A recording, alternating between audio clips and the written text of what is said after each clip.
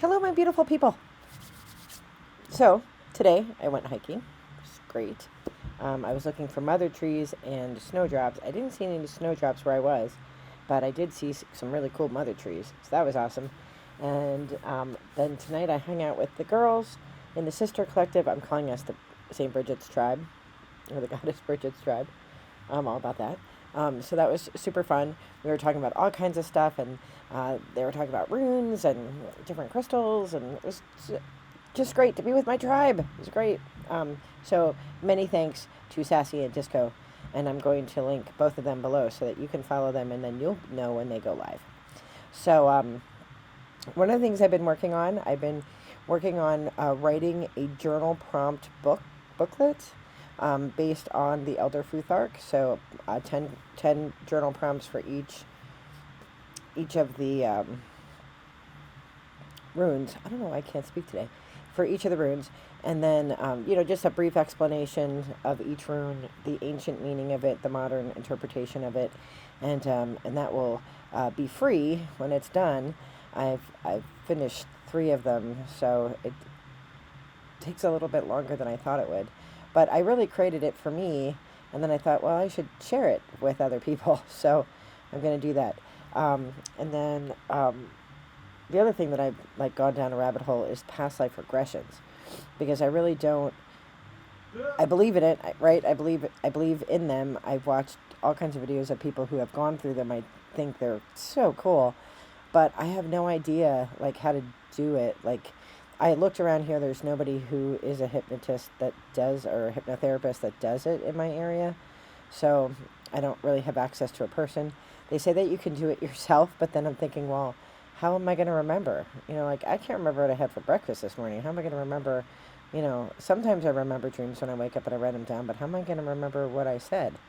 You kind of need a person there asking you questions so that you need somebody there. I don't know how it works, but I'm going to learn more. And if you know anything about it or have any good resources, post down below. But I thought I'm going to try to do a rune pool reading about past lives and see what Spirit says. So, I don't know if you can do this with runes, but let's try it, shall we? Get out our Iona stones. And our Mexican stone, and our Icelandic stone. Where are you? There you are. Alright, so Spirit, I don't know what question that you asked. Who was I in a past life? Which of my past lives, because I think you have more than one, which of my past lives, what theme is still present in this life? We'll ask that question. That laughing you hear is my husband watching videos in the next room over. Isn't he adorable? Alright, so what theme in a past life is still present in my present life? I say theme because I know sometimes there's healing. One thing I heard, I must have heard it or read it or something. Somebody was like, oh yeah, I must have put that in my suitcase to bring to this life. Right, so good or bad, right? So, if you could have brought a good thing. We always kind of, as humans, immediately go to the negative, but it could have been a good thing. So what theme did I bring from a previous life to this life?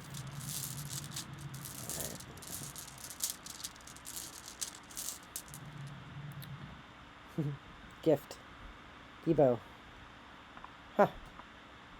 I brought gifts. That sounds like me, because when I go away, I bring gifts for everybody. I still do. I still bring gifts for my kids. When I come to Minnesota, I'm bringing stuff for my kids. But it's always weird stuff, too. It's not like touristy stuff. I had to wear a sombrero all the way back from Texas for my son one time, because that's what he wanted. I like to go thrift store shopping and antique shopping. Okay. See if the cards have anything to add to what I brought with me to this life. Gifts. And I feel that. I do feel like I brought gifts to this life. More wisdom. I often feel like I'm an old soul. Alright, 3 passes, Spirit. What did I bring to this life? This one. 2.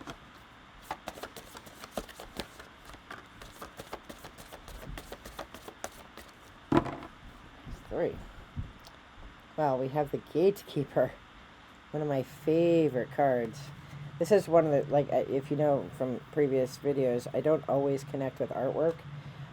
Gatekeeper powered abundance, and it's this dragon who's watching the riches, and like either the storing of riches or how people share their riches. They're protecting riches, but they're accumulating riches, right? So that's interesting. And the she, ancient knowledge, help, and dimensional.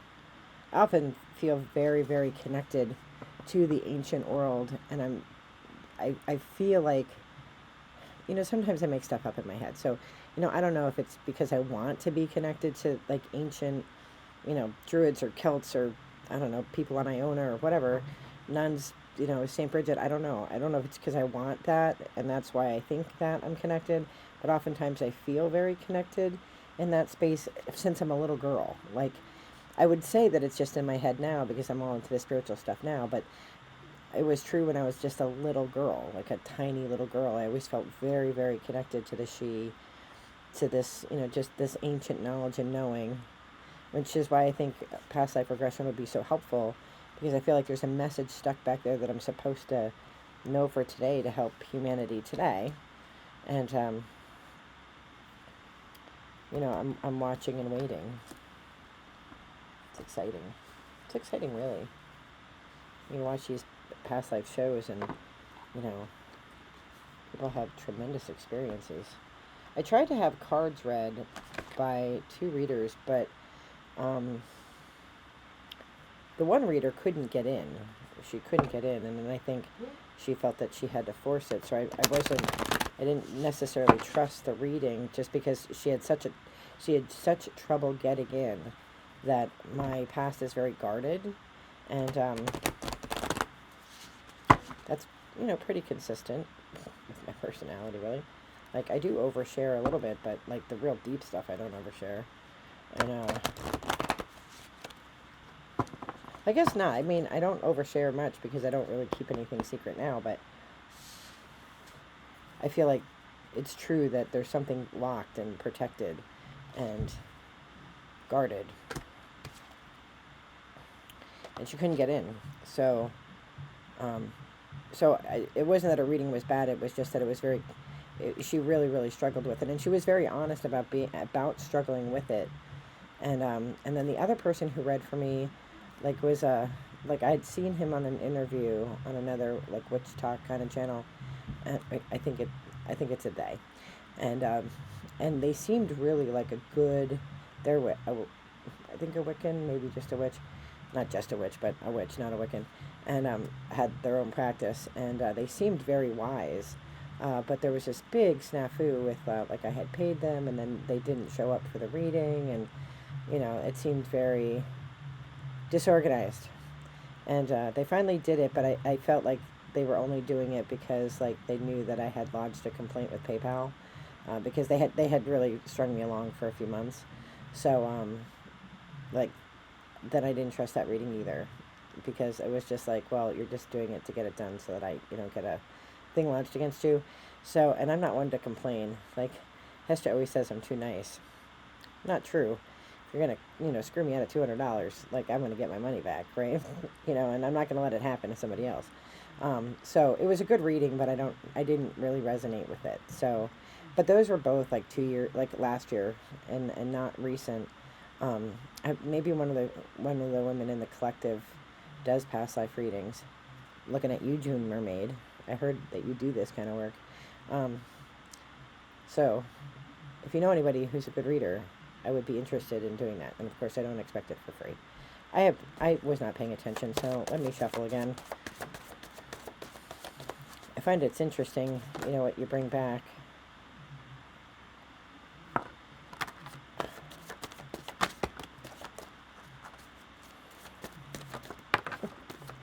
It's not paying attention? I'll make you pay attention. I'll throw cards at you all sorts of different ways. Okay, what do we have? We have practical intuition. I feel like I did bring that into this life. I feel like I'm very practical. I can be fanciful, don't get me wrong, but I think I have a good grasp on it. Like, I always think when my son was born and he had the stroke and I almost died, I went through a period where I had severe, severe anxiety. Any little twitch, I thought I was dying. I had to go to the hospital. And that was because I had gone to the hospital when I had the first pains and I was beginning to rip, but I was bleeding internally and the 12-year-old intern sent me home. So I was terrified and paranoid. And my friend's like, "You're a hypochondriac." I'm like, "No." See, hypochondriacs believe they're sick. I don't believe I'm sick. I'm just terrified that I might be.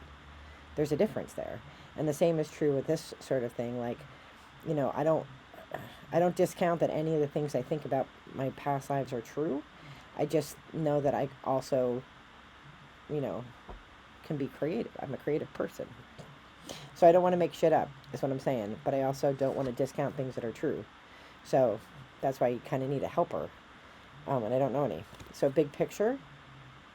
And what are the big, the thing about past lives is that you learn lessons and then you bring them into this life, and then you use the lessons that you learn in this life. And eventually you can not choose to come back down if you don't want to. You can stay in the spirit world. I don't know how all that works. And then truth. Look at that beautiful harp. I'm gonna look at these cards more. That beautiful harp. And she's playing music and she's just all about the truth. Practical intuition, big picture, and truth. And that's really what, I feel like I've grown more into that the older I get. And I recognize that I can be very theatrical, because I can be. But I also kind of know the line of that, like where the line is. And so I'm always careful not to cross it. But I also know that I will discount myself. Like, I'll discount signs that I see because, I think, oh, I'm just, creating that in my head. And then spirit like whacks me in the head. And it's like, no. I send you signs. You ask me for signs. I send them to you. And then you poo-poo all over them. Don't doubt your intuition. That's what spirit says. So let me know if you think the Elder Futhark journal is a good idea and if you would use it. I have, like I said, I have 3 of them done. I could release what's done. It would take a little bit of time to do, a bit more time than I thought they would, but they are fun to do. I'm excited to use it. All right, Spirit. Anything else for what I might have brought with me in this life? What was packed in the BRG suitcase?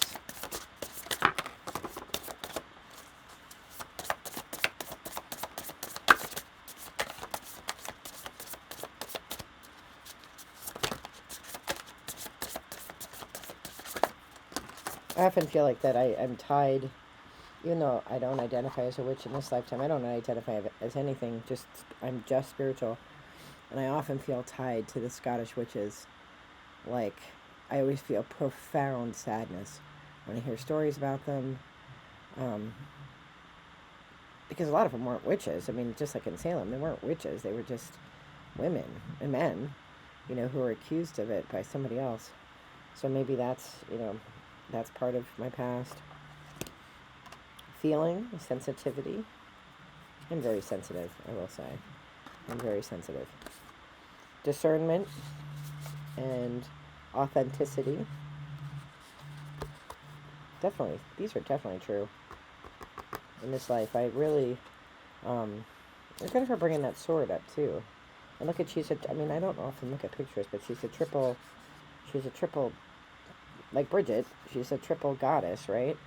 And if you know anything about Saint Bridget, she's often pictured with a sword. She's stepping on it because the story goes when she was a saint, the Saint Bridget, not the goddess Bridget, her father tried to sell her, and then her father tried to give her away because she kept giving her his stuff, his very expensive stuff, to the poor.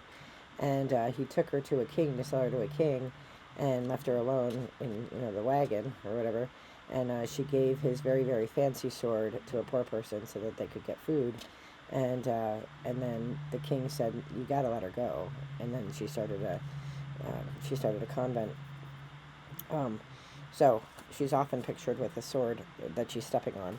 And of course, the triple goddess, either there were three sisters named Bridget, or Bridget herself was a triple triad goddess on her own. And authentic, we wear masks. I often say that I can't speak. I can't. Why can't I say this word? I put my life into different Tupperware containers. There's the work Beth, and there's the bagpipe Beth, and there's theater Beth, and there's Red Cross Beth, and there's this Beth, and and only as of late am I letting like the colors run together. I've always just kept everything separate, and obviously I don't talk about spirituality at work because that's not appropriate, and I also don't talk to you like I talk to my students. So not that, I am like this with my students, but like I'm a little bit more formal, right? So we all wear different masks, and it's just important to know, I'm authentic in each mask, but it's important to know when to be authentic, which mask you need to wear in which situation, right? Like my bagpipe party face, I wouldn't ever use at work, right? So, okay, creativity. I would love to be more creative with arts and crafts, but I'm not. Right, acceptance and worth. Look at this queen. Like accepting the worth. I feel like that's the negative thing that I don't often accept. If you've watched the channel, I always hide, like when I win. I don't hide it. I just don't talk about it. Won a lot of awards.